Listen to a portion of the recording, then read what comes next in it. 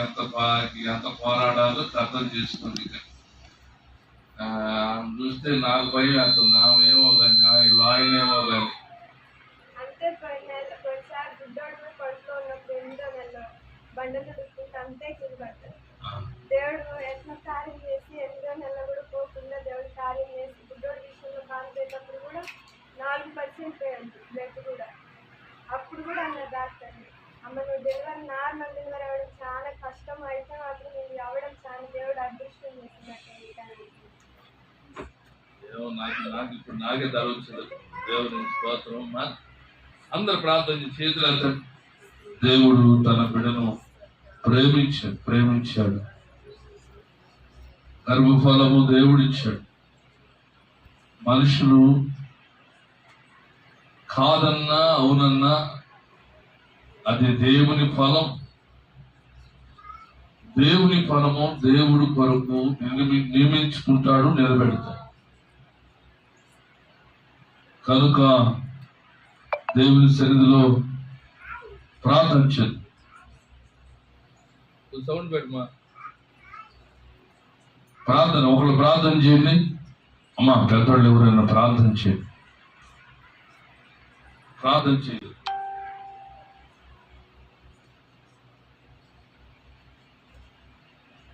ప్రార్థన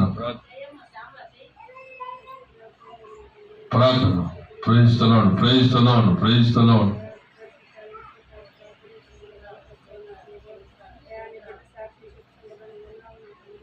హల్లెలూయా. Praise the lord. రెండు చేతులు బిడ్డ మీద ఉంచండి. దేవుడు గర్భఫలం ఇచ్చి ఆ ఫలము నిలిచినట్లుగా బిడ్డ కావలసిన మంచి ఆరోగ్యము దేవుడు దయచేయనట్లుగా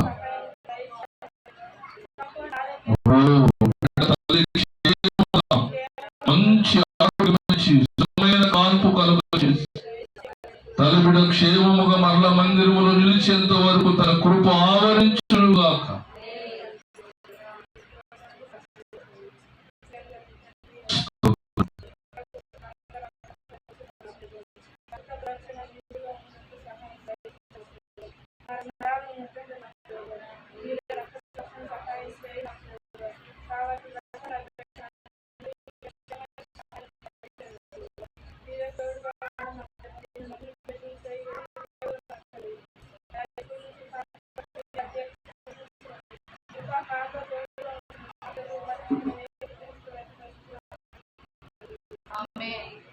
ఆమేన్.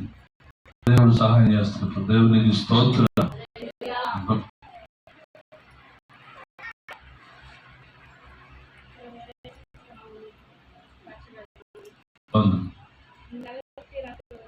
సమస్య రాకలేదు. కడుపు నొప్పిగా ఉందని హాస్పిటల్కి వెళ్ళి స్కానింగ్ తీసుకున్నాను. స్కానింగ్కి వెళ్తా అనుకున్నాను, ఏమీ లేకపోతే సాక్షి చెప్పుకోవటానికి అయ్యా అనుకున్నాను.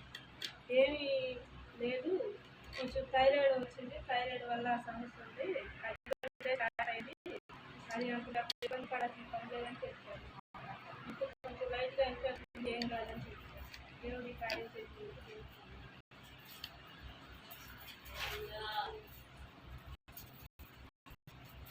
సమాజ జీవితంలో దేవుడు చేసిన కార్యమును బట్టి, చేయబోతున్న కార్యమును బట్టి రెండు చేతులెత్తి స్తోత్రం చెల్లిద్దాం. స్తోత్రం. ప్రతి దేవుడు తొలగించి స్వస్థత విడుదల దేవుడు దయచేసినట్లుగా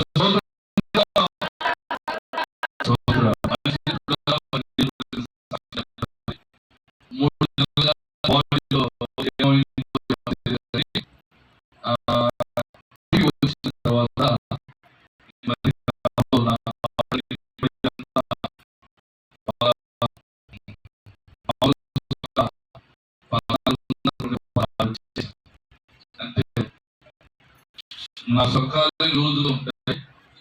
ఆ లూజు కూడా తులిపిలేకపోయి ఆటలు వేసుకునే పైకి ఆడ పీగిలిపోతా అన్నట్టు వచ్చేసి అందరూ అనుకుంటున్నారు మాస్టర్ గారు బాగా బిర్యానీ పొలాలు బాగా తింటున్నట్టున్నాడు, ఏడబడితే ఆడ బాగా వదిలే చేసింది అనుకుంటున్నారు. నాకు తెలుసు నడవలేక కూర్చోలేక ఆ, ఆ నడుము నొప్పి వచ్చింది. పైన నడుము పైన షేప్ ఉంటుంది అక్కడ, ఊపిరితిత్తులు బాడీ ఎముకలు ఇక్కడ ఎదుర్కొన్నట్టుగానే వెనక్కి కూడా ఉంటాయి. ఆ ఎముకల మధ్యలో పెయిన్ వస్తా కొంత దూరం నడవగానే నడుము పడిపోతుంది. ఈ కాళ్ళు వాస్తున్నాయి, ఏం చేయాలో ఏం అర్థం కాక ఆడాడ మొదలు వాడుతానే ఉన్నాను. నాకు అట్లా మా చెల్లెలు కొంత సహాయం చేసింది. నేను ఏదైనా అట్టుంది అంటే మన విజయవాడలో మా వెళ్తే నడవలేకపోతుంటే మా చెల్లి చూసి ఏందన్నా అంటే ఇట్లా మా 5,000 అవుతుంది, నాకైతే రూపాయి లేదు, ఇప్పటికైతే ఉన్నాయి, ఇప్పుడు టీ తాగడానికి కూడా జేబులో డబ్బులు ఉండట్లేదమ్మా, అది సంగతి దానికోసం అని అట్లా అని చెప్పారు. ఏమనుకుందేమో సోమవారం వచ్చి ఒకసారి ఆఫీస్ కాడికి రాదా ఏమనుకున్నాను. మా ఆఫీస్ కాడికి రాలేదుగా రామంటావా అన్న చేతిలో ప్రార్థన నేర్చుకుని కాలుకు వచ్చింది. ఇది మాత్రం నువ్వు వాడుకుంటే బాగోదు, టెస్టులు చేయించాలి, హాస్పిటల్ వెళ్ళాలి. ప్రతిరోజు ఏదో ఒక రోజు కూడికి జరుగుతూ ఉంది, మీటింగ్ జరుగుతూ ఉంది. అది నావి కాదు, బయట వెళ్తున్నాను, వస్తున్నాను, తిరుగుతున్నాను, రోజు రోజు గడుస్తూ ఉంది. నిన్న నిన్న బ్లడ్ ఇచ్చి వచ్చాను. ఇచ్చేటప్పుడు ప్రార్థన చేశాను, దేవా నువ్వు నాకు ఇచ్చిన దర్శనాన్ని నెరవేరేంత వరకు నాకు మంచి ఆరోగ్యం ఇవ్వు, నా బిడ్డల వివాహం అయ్యేంత వరకు బిడ్డలను చూసేంత వరకు నీ కృప చూపించయ్యా, మందిరం పని చాలా ఉందని ఇట్లా ఏడుస్తూ ప్రార్థన చేసుకొని రిపోర్ట్లో ఏమి లేవు అని చెప్పాలి. నువ్వు నాతో ఉన్నావు, నన్ను పిలిచావు అన్నది రుజువు అని అడిగి చిన్న ప్రార్థన చేసుకొని బ్లడ్ ఇచ్చి వచ్చా. దేవునికి స్తోత్రం. Kidney, liver, blood, urine test అన్ని బాగా ఉంటాయి. చప్పడకూడదు, దేవుని కనపడతా. అయితే నాకు చాలా సంతోషం వేసింది. నన్ను గుండె కుసేపు నడిస్తే టెన్షన్ వస్తుంది. ఎందుకు వస్తుందో తెలియకపోతే మళ్ళీ ఈసీజీ తీశారు, ఈసీజీ కూడా తీసి మళ్ళీ చూశారు. మళ్ళీ ఈసీజీ తీసేటప్పుడు కొనుక్కున్నా, సచివుడు సేవ కొనుక్కున్నట్టు కొనుక్కొని ప్రార్థన చేసుకుంటా ఉన్నా. దీంట్లో కూడా ఏం లేకుండా రావాలని చెప్పా. దేవుడు కూడా ఆ రిపోర్ట్ తీసుకుని ఏం తమ్ముడు తీసి లేకుండా అన్నాడు. ఏం తమ్ముడు ఎలా ఉంది చెప్పు తమ్ముడు అని నాగట్లా, నేను ఎప్పుడు చెప్పండి లేక డాక్టర్ గారిని అడిగా వెళ్ళి చేసి చూసుకోకుండా. ఏదా డాక్టర్ గారి దగ్గరికి వెళ్తే బ్రహ్మాండం ఉందయా, ఇంకేముంది వాళ్ళకి నీకెందుకు కోపం వస్తుంది నాకు అర్థం కావట్లేదు కానీ మళ్ళీ ఏకోనా అంటారు. గుండెకి ఈ పక్క చేస్తారు, ఆ గుండె యోకోనా అది తీస్తారు. అది ఒక్కటి చూపించుకున్నా దగ్గరికి రా, నీకు ఏదైనా కావాలంటే అప్పుడు చూపుతాను అన్నాడు. దేవునికి స్తోత్రం. రేపు అయ్యగారు రేపు ఆదివారం కదంటే సరే సోమవారం వీలుగా ఏమి భయపడద్దు, నీకేం కాదు ఇల్లు అన్నాడు. అందును బట్టి దేవుడు నా ప్రార్థనకి ఇచ్చి నిజంగా అంటే నేను ఎంత ఆర్థికంగా బాధలో ఇదివరకు ఆ రోజులు దేవుడు ఇచ్చినప్పుడు బాగా జరిగింది. ఇప్పుడు నాకు నేనే టీ తాగడానికి జోబులో డబ్బు లేకపోతే మదం అర్థం.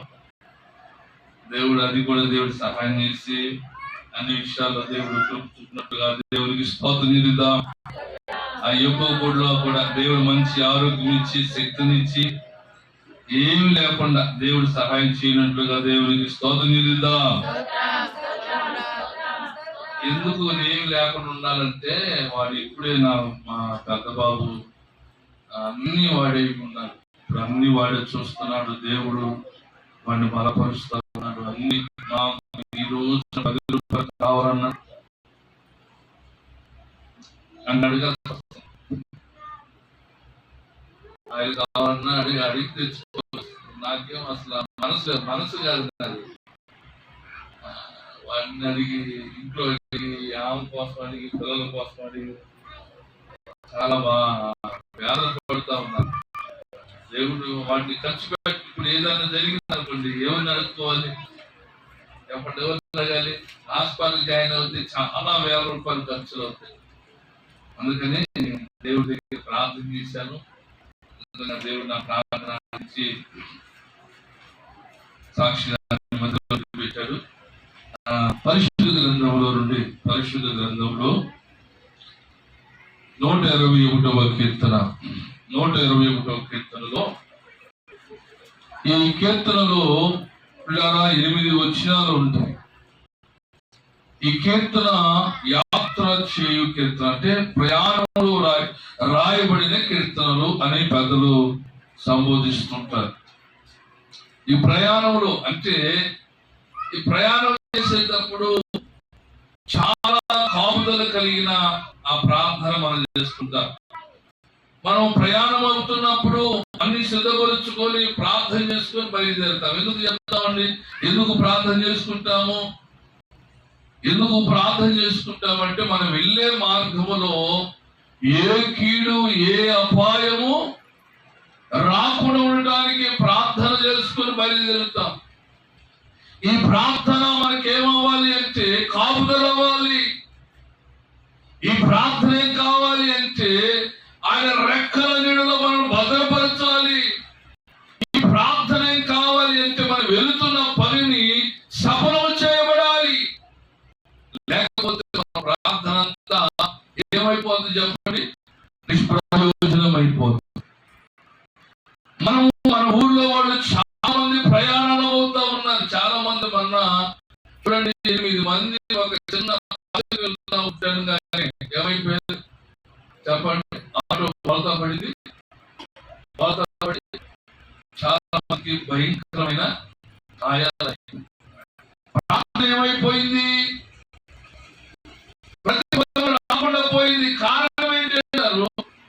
దానిలో ఎవరితో పని ఉంటుందా? ఎవరైనా కోరుకునేది ఏంటంటే కావాలని, దేవుని సహాయం కావాలని, దేవుని వేడుకోవాలని, దేవుని మందిరానికి వస్తారు, దేవుని సన్నిధికి వెళ్తారు, ప్రార్థన చేసుకుంటారు. మనం గొప్పవారమని, పరిశుద్ధులమని, నీతిమంతులమని దేవుడు ఆర్కిస్తారని వెళ్తామా? మనము పాపులం. మనమందరం ఎవరు? పాపము చేసిన వారము, పాపములోనే పుట్టిన వారము. మనలో ఏ పరిశుద్ధత లేదు. అయినా వచ్చి ప్రార్థన చేసుకుంటున్నప్పుడు దేవుని సన్నిధిలో దేవుని యొక్క కృప మనను ఆవరిస్తా ఉంది. దేవునికి స్తోత్రం. ఈ పరిశుద్ధ గ్రంథంలో 121వ కీర్తనలో 4వ వచనంలో ఒక మాట రాస్తాడు. ఆ మాట మీద నా మనసు నిలిచిపోయింది. ఏమని ఆ మాట అంటే, ఇశ్రాయేలును కాపాడువాడు, కునుకొడు నిద్రపోడు, యెహోవాయే నిన్ను కాపాడువాడు. అక్కడ అర్థం చేసుకోండి. అంటే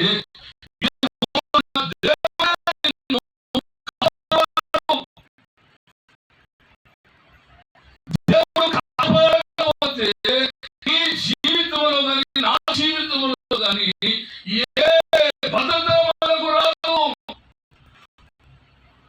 దేవుని యొక్క కాపుదల మనకు మనం చూస్తే చూడండి, యెహోవా నిన్ను కాపాడువాడు.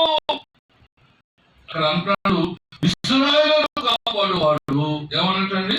కునుకొడు నిద్రపోడు. కొనుకోవటం వేరు, నిద్రపోవటం వేరు. కూర్చున్నారు, కూర్చొని చూడండి, చల్లగా గాలికి ఏమవుతుంది చెప్పండి? ఏమవుతుంది? కళ్ళు మాత్రం ఉంటారు, బాడీ మాకెళ్ళే ఉంటుంది, తల నాకెళ్ళే తిప్పుకొని ఉంటారు. కానీ ఆత్మ ఏం చేస్తుంది?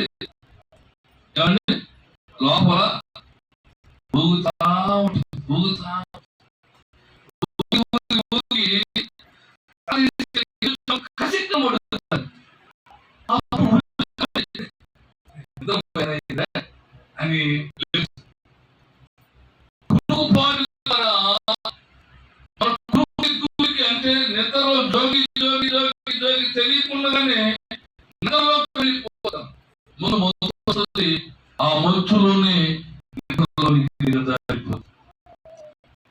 అందుకని మీరు దేవుని యొక్క వాక్యం నేను ఆ 8 వచనాలను ధ్యానం చేస్తా ఉన్నప్పుడు దేవుడు కొన్ని విషయాలను నా ముందుకు తీసుకొస్తూ కనబరుస్తూ వచ్చి ఆ మొదటి వచనం చూడండి, 121వ కీర్తన మొదటి వచనం చూస్తే నా కనుడెత్తుచున్నాను, నాకు సహాయము ఎక్కడి నుండి వచ్చును, యెహోవా వలె నాకు సహాయము కలుగును. ఆయన భూమి ఆకాశం మీద సృజించినవాడు, ఆయన నీ పాదములు తొట్టిల్లనీయడు, నిన్ను కాపాడువాడు కునుకడు. చప్పుడు పడుతూ దేవుని పోయిందమ్మా. దేవుని యొక్క సన్నిధిలో ఒక భక్తుడు రాస్తా ఉన్నాడు. ఎవరు రాస్తున్నాడంటే, నువ్వు చేసే ప్రయాణమంతటిలో, నీవు నడిచే ఆత్మీయ జీవితంలో నీకు కలుగుతున్న ప్రతి విధమైన శోధన కావచ్చు, ప్రతి విధమైన బంధకమే కావచ్చు, ప్రతి విధమైన అనేకమైన సందర్భాల్లో బంధించబడిన అనుభవమే కావచ్చు, కానీ నువ్వు ఏ పరిస్థితి దేవుని సహాయముగా నువ్వు కోరగలిగితే ఆ కోరిన ఆ సమయాన్ని దేవుడు నిన్ను విడిపిస్తాడు. దేవునికి స్తోత్రం. హల్లెలూయా. అది ఎవరి వల్ల? మనుషుల వల్ల సహాయము అన్నదు. ఏ మనుషుల వల్ల ఒక మనిషికి సహాయము చేయడు. కారణం ఏంటంటే, మనుషులను సృజించిన వాడు దేవుడే. నిన్ను నన్ను సృజించిన వాడు, నిన్ను నన్ను పోలిక చేసుకున్నవాడు దేవుడే. కానీ మనం ఏమనుకుంటామంటే, మన తెలివితేటలు, మన జ్ఞానం చెప్పండి, మన తెలివితేటల చేత, మన జ్ఞానం చేత మనుషుల వైపు సహాయం కోరుతూ ఉంటుంటాం. మనుషుల వద్దకు వెళ్తూ ఉంటాం, మనుషులు సహాయం చేసినట్టే ఉంటారు. కానీ ఈ మనుషులే చేస్తారు మనల్ని తిరిగి అవమానకరమైన పరిస్థితిలోకి తీసుకుని వెళ్తారు. ఈ మనుషులే నాకు స్నేహితులని సేవ చేస్తూనే మనసులో ఉన్నవన్నీ కూడా, నేను అనుకున్నవి చేయలేకపోయినా నా మనసులో నేను అనుకున్నాను ఫలానా చేయాలి, అట్లా అనుకున్నానే, ఇలా అనిపించింది అని అనుకో, దాన్ని కూడా ఏం చేస్తారంటే ప్రజలు ఏం చేస్తారు, బయటకు తీసుకొచ్చి మనసు ఇలాంటిది, వారి మనసు ఇలాంటిదని ప్రజల మనలో అవమానపరిచి ఉంచుతారు. కానీ దేవుని దగ్గరికి అంటున్నాడు కదా, దావీదు భక్తుడు అంటున్నాడు, కొండ తట్టు నా కనులు ఎత్తుచున్నాను. కొండ తట్టు ఎందుకు ఎత్తుతున్నాడు? కొండ మీద ఏముంటుంది చెప్పండి? కొండ మీద ఏముంటుంది? రాయి రాదు, రాయి మీద రాయి కొండ అయింది. ఆ రాయి మీద ఏమన్నా శాంతించుకోవడానికి తినడానికి ఒక కాయ ఉంటుందా? ఉండదు. నివాసం ఉండడానికి ఆ కొండ మీద ఉండలేదు. ఎందుకని? వేడి అధికంగా ఉంటుంది. ఎక్కడ కూడా కూర్చోలేదు. నేను కొండ ప్రార్థనకి వెళ్తూ ఉంటాను. కొండ ప్రార్థనకి వెళ్ళినప్పుడు ఏదైనా చిన్న చెట్టు కూర్చుంటే కింద నుంచి వేడి అధికంగా వస్తూ ఉండేది. ఈ ఎండాకాలం అయితే భయంకరంగా ఉంటుంది. అందుకని 10, 11:30 ఈ టైం కల్లా బయటకు వచ్చారు. అదే మామూలు వర్షాకాలం అనుకోండి, ఏ చెట్టు మీద పోవటానికి ఉండదు, ఆ ప్రాంతానికి పోవటానికి కూడా ఉండదు. పూర్వ దినాల్లో ఇశ్రాయేలు ప్రజలను దేవుడు దర్శించింది ఎక్కడ దర్శించాడు అంటే, సీనాయి పర్వతం మీద దేవుడు ప్రజలను దర్శించాడు. అందుకని ప్రజలు ఎటువైపు చూస్తా ఉన్నారు? కొండ మీద ఎవరు దిగి వచ్చారు?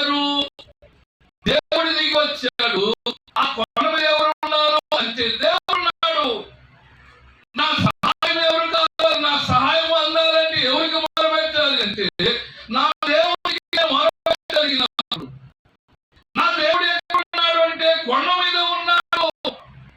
మోషేతో 40 దినాలు మాట్లాడాడు. ఆ 40 దినాలలో తన ప్రజలు ఎలాగ బ్రతకాలో, ఎలాగ జీవించాలో దేవుడే తన పాదముల చేత తన ప్రజలను దర్శించాడు. దేవుని స్తోత్రం. హల్లెలూయా, హల్లెలూయా. నిన్న వారం బాగుంది. అందుకనే చెప్పండి, ప్రజలు ఏమయ్యారంటే కొండల వైపు వారి కన్నులు ఎదుగుతూ పరిశుద్ధ గ్రంథంలో భక్తుల యొక్క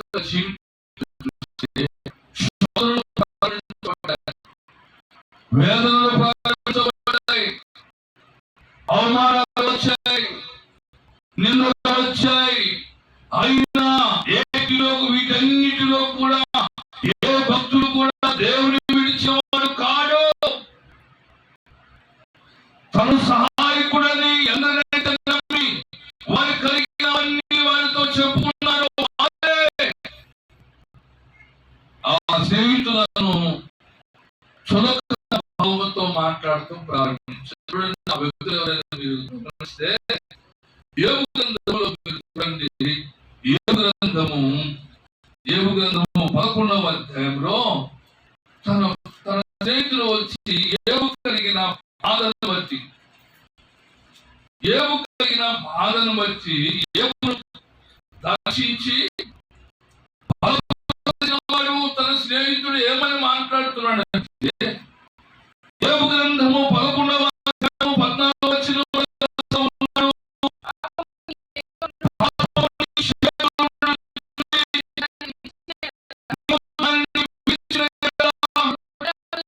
నీ గుడారములో నుండి దుర్మార్గతను నీవు కొట్టివేసిన యెడల నిశ్చయముగా నిర్దోషివై నీవు సంతోషించు, నిర్భయుడవై నీవు స్థిరపడి ఉండు అంటున్నాడు. అంటే చూడండి, యోబు కలిగిన ఆ బాధను బట్టి తన కన్నులు ఎదుటే కలిగిన ప్రతి పరిస్థితులను బట్టి తన స్నేహితుడైన వాడు జోఫర్ అనబడుతున్న వ్యక్తి వచ్చి చాలా అన్యాయం జరిగిపోయింది, దేవుడు ప్రార్థన చేసుకో,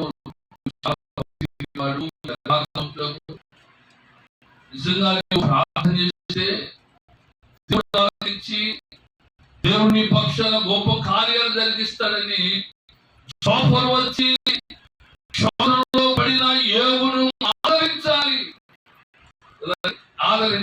కానీ ఈ జోఫర్ అనేబడుతున్న యోబు ఏమన్నాడు, ఇలా కలగడానికి కారణం ఏంటి? పాపము. పాపము ఎవరి చేతిలో అంట? నీ చేతిలో. అంటే నీవు కష్టాలన్నీ, నీ కూతురు, నీ బిడ్డలు చనిపోవటము, నీ గొర్రెలు మేకలు అగ్ని చేత కాల్చబడటం, నీ పంట నాశనం అయిపోవటం, నీ అన్నదమ్ములు చనిపోవడం అంటే కారణమంతా ఈ చనిపోవడం. ఎంత హింసకు, ఎంత కారణం ఎవరు? నీకు చేసిన ఆ పనుల వలనే నీ కుటుంబాన్ని సర్వనాశనం చేసిందని చెబుతున్నారు.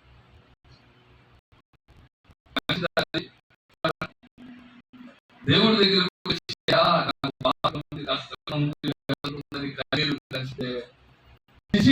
కూడా దుష్టుడా పాపా నువ్వు నా దగ్గరికి అసలు రావద్దు అంటాడా? అదే మనుషుడు అయితే ఏమన్నాడు? మనుషుడు ఏమన్నాడు? నీ పాపము నీ చేతిలో ఉండటం ద్వారా, పాపము నీ చేతిలో ఉండటం ద్వారా మీకే నేను చేస్తున్న మీకే తల్లి అని చెప్తా ఉన్నా. చూడండి, మనుషులను ఆశ్రయిస్తే మనుషులందరూ ఇలాంటి వచ్చేవాడు ఒకడు, కాపాడేవాడు ఒకడు, దిక్కులేనప్పుడు నేనున్నానని వచ్చి ఆదరించేవాడు ఎవడు ఉన్నాడు? ఏదైనా చిన్న పని చేశామా చెప్పండి, ఊరంతా దాడి చేస్తారు. అందుకే చూడండి, దావీదు భక్తులు కూడా ఒక మనిషి అనుభవాన్ని తెలియజేస్తూ రాస్తా ఉన్నాడు. 38వ కీర్తన చదవండి 38వ కీర్తన 3వ వచనంలో ఏమంటున్నాడంటే, నీ కోపాగ్ని వలన ఆరోగ్యము నా శరీరం విడిచిపోయాను, నా పాపమును బట్టి నా ఎముకలలో స్వస్థత లేదు, నా దోషములు నా తల మీదకు రాగా పగిలిపోయినవి, నేను మోయలేని బరువు వలె నా మీద మోపడి ఉన్నది, నా మూర్ఖత వలన కలిగిన నా గాయములు ఏమైందంటే దుర్వాసన కలుగుతా ఉన్నాయి.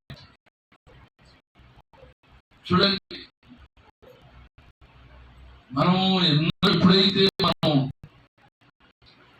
ప్రభు వైపు చూస్తూ ప్రభు మీద ఆధారపడతామో ప్రభు మన పాపములన్నీ క్షమించేలా ఉన్నాడు. దేవునికి స్తోత్రం.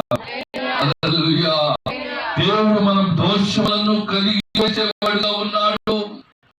అందుకనే మనకు బదులుగా ఆయన కలువరి శిలువలో 3 మేకుల మధ్యలో వేలాడి 1 + 40 కొరడా దెబ్బల ద్వారా ఆయన శరీరం అంతా నాగటి తాళవలె తున్నబడి సొరసైలను స్వరూపమైన లేనివాడిగా మార్చబడి ఆయన కాచిన హృదయపు రక్తము ద్వారా మనం ఏమయ్యామంటే పరిశుద్ధులముగా తీర్చబడ్డాం. చెప్పబడుతూ దేవుని కనపడతామా? హల్లెలూయా. హల్లెలూయా. మనుషులైతే ఇదిగో మనకు కలిగిన బాధను బట్టి, మనకు కలిగిన వేదనను బట్టి ఇదిగో మనుషులందరూ నువ్వు చేసుకున్న దాన్ని అనుభవించలే, నాశనం అయిపోతావు, ఇదిగో ఇదిగో దుమ్మైపోతావు, చాలా భయంకరంగా. అని దేవుడు మాత్రము మనలను త్రోసివేసే దేవుడు కానీ నిందలు మోపేవాడు కాడు. తల్లైన మనిషినేమో తండ్రైన విడిచినేమో విడువను ఎడబారిని వాగ్దానం ఇచ్చిన దేవుడు. Praise the lord. హల్లెలూయా. మనము ఏ స్థితిలో ఉన్నా మనలను అక్కలు చేర్చుకునే దేవుడు. ఒక కుటుంబంలో బిడ్డలున్నారు. బిడ్డలు మార్గము తప్పి పాడైపోయి లోకమంతా గోడే కూస్తా ఉంది, లోకమంతా నిందలు వేస్తా ఉంది, లోకమంతా ఏడు చూపించి లోకములు చేయలేదు చేసేదని చూపిస్తా ఉంటే చెప్పండి, దేవుడేమో చెప్పండి మగ్ధలేని మరియను పాపాత్మురాలైన స్త్రీని ఏం చేశారు? క్షమించి అమ్మా ఇంకెన్నడు అమ్మా ఇంకెన్నడు పాపపు జోలికి పోవని హక్కును చేర్చుకున్నాడు. చదువు కొడుతూ దేవుని కనపడతామా? హల్లెలూయా. హల్లెలూయా. చూడండి, పాపాత్మురైన స్త్రీ వచ్చి ఇంట్లో ఉండగా కన్నీళ్లతో తన పాదము యేసయ్య పాదములు కడిగి తన వెంట్రుకలతో పాదములు కడిగి తుడిచి అత్తరుపుట్టు తీసుకుని వచ్చి పగలగొట్టి యేసయ్య పాదాలు కడిగినట్టు. ఎప్పుడైతే యేసయ్య పాదాలు కడిగిందో వెంటనే ఆమె పాపములన్నీ కూడా దేవుడు కడిగి వేశాడు. దేవునికి స్తోత్రం. అందుకని చూడండి, కీర్తనకారుడైన దావీదు ఒక మాట అంటాడు. 62వ కీర్తనలో 62వ కీర్తన 8వ వచనం చూడండి. 62వ కీర్తన 8వ వచనం,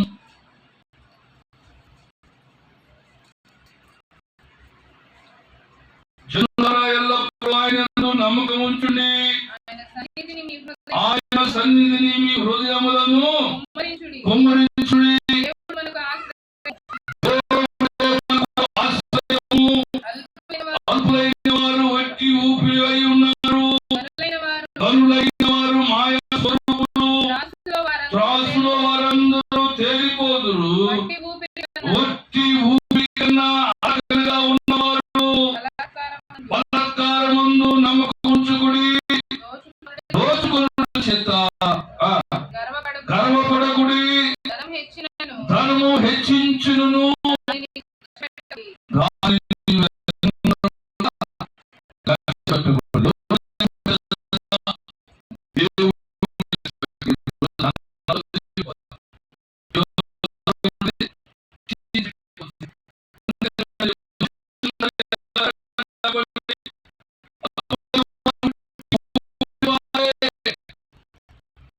కష్టపెట్టును వాడు బాగున్నాడు ధర్మం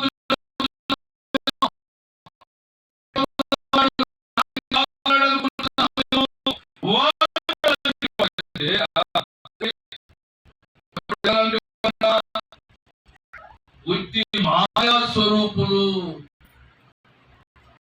అందుకని మనం ఏం చేయాలంటే మనం కాపాడే వాటిలో పునపులుగా నిద్రపోకుండా ఉండాలి అంటే మీ హృదయం దేవుని స్థితిలో కుమరించాలి. దేవునికి స్తోత్రం. కుమరిస్తే దేవుని బలపరుస్తాడు. ఎలా బలపరుస్తాడంటే అక్కడ చదవబడిన లేఖనం చూడండి, 6వ వచనంలో 121వ అధ్యాయము కీర్తన 121వ కీర్తన 121వ కీర్తనలో చూడండి, పగలు ఎండ దెబ్బ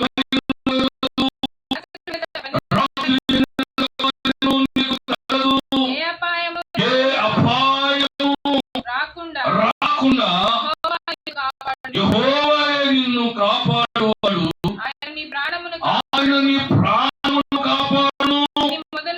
ఇది మొదలుకొని నీ రాకపోకలందు యెహోవా నిన్ను కాపాడును. దేవునికి స్తోత్రం. హల్లెలూయా. ఆయన సన్నిధిలో హృదయాన్ని కుమరించగలిగితే, అంటే హృదయాన్ని దేవునికి ఇవ్వగలిగితే, దేవుడు నిన్ను కాపాడేవాడుగా ఉన్నాడు. మనుషుల కొరకు నువ్వు సహాయం కొరకు వెతుకులాడుతూ ఉంటే మనుషులందరూ మాయస్వరూపే. కూసేపుని ప్రక్కన ఉంటారు, ప్రక్కన వెళ్ళిపోతారు. ధనవంతసేపు చుట్టే తిరుగుతారు.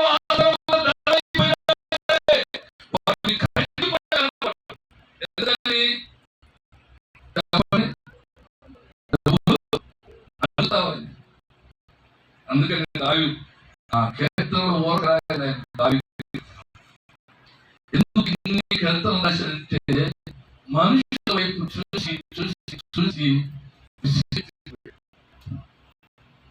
ఆయన బ్రతికినాలన్నీ కూడా ఎలా బ్రతికాడంటే 20వ కీర్తనలో ఏమన్నా అందరికీ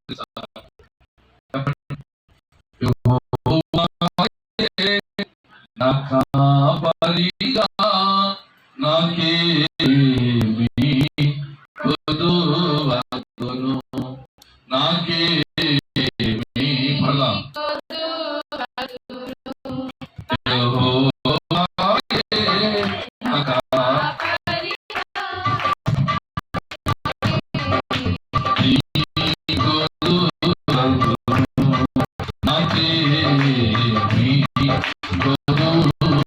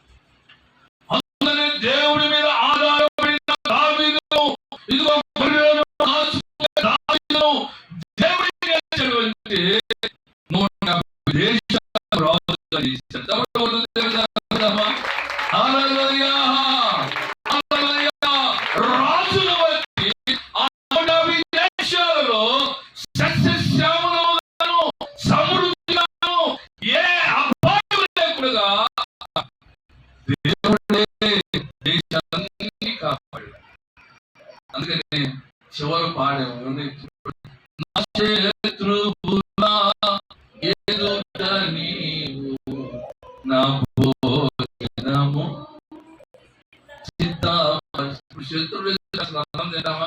వాడు మొహమే వాడు.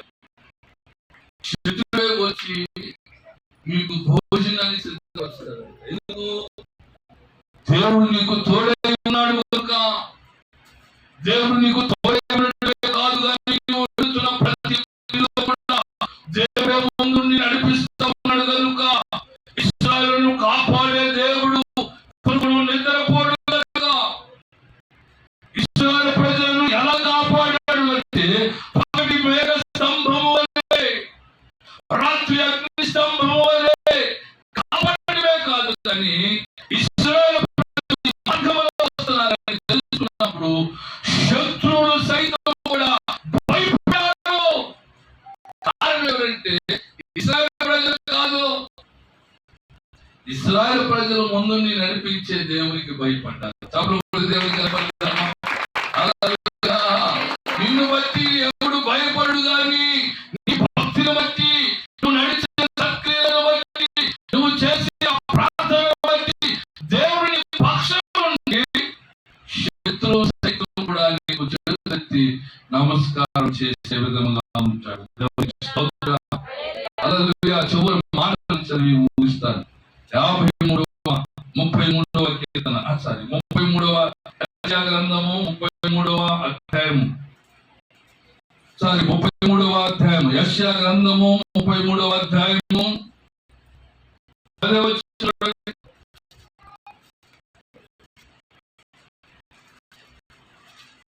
యెహోవా ఇట్లా అనుకొనుచున్నాడు, ఇప్పుడే గొప్ప చేసుకొనేదను, ఇప్పుడే నాకు ఘనత తెచ్చుకొనేదను. మీరు పొట్టును గర్భము ధరించి కొయ్యగాలను కందురు. ఈ ఊపిరి అగ్ని అయినట్టు మిమ్మల్ని దహించి వేయుచున్నది. దేవుడు ఏమంటాడంటే, దేవుడు ఎప్పుడైతే కొండల తట్టు ఆయన కనులెత్తి ప్రార్థన చేయటమే కాదని తన హృదయాన్ని దేవుని సన్నిధిలో కుమ్మరించి ప్రార్థన చేశాడో, వెంటనే దావీదు యొక్క కన్నీటి ప్రార్థన, విజ్ఞాపన ప్రార్థన దేవుని సన్నిధిలో చేర్చబడి దేవుడి శ్వాసలో మాట, నేను ఇప్పుడే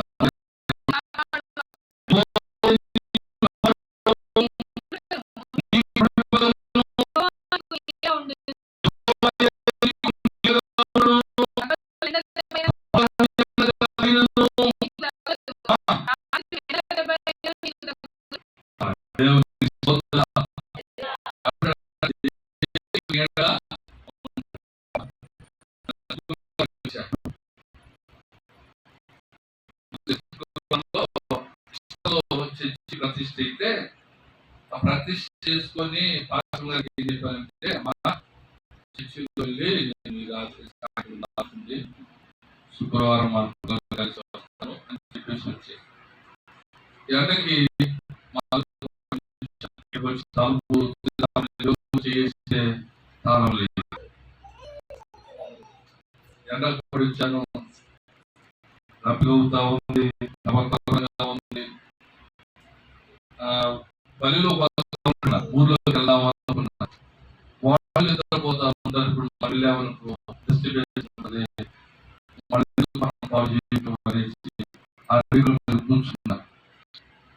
కూర్చున్నా కానీ తాగట్లేదు, దడదడగా ఉంది, మైండ్ అంతా మైకం ఇచ్చేస్తుంది, వడదెబ్బ తగిలినట్టుంది.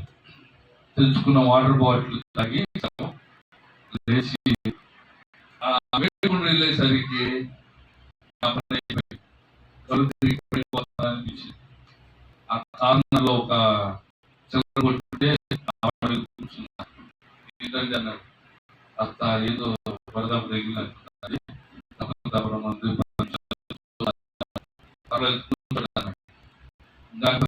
కూర్చొని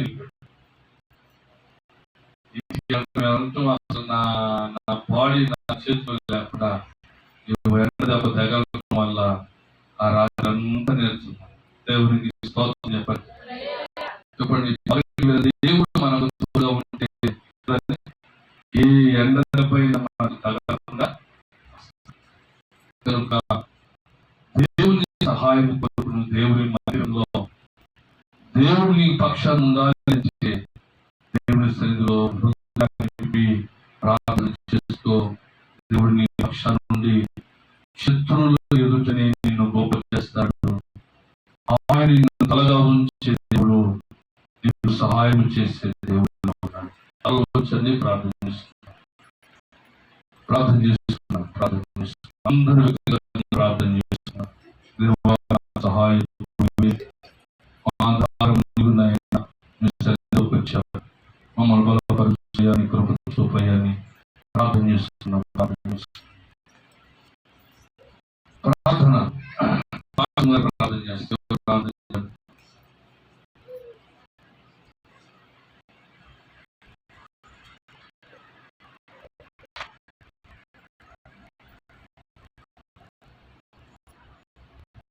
స్తోత్రం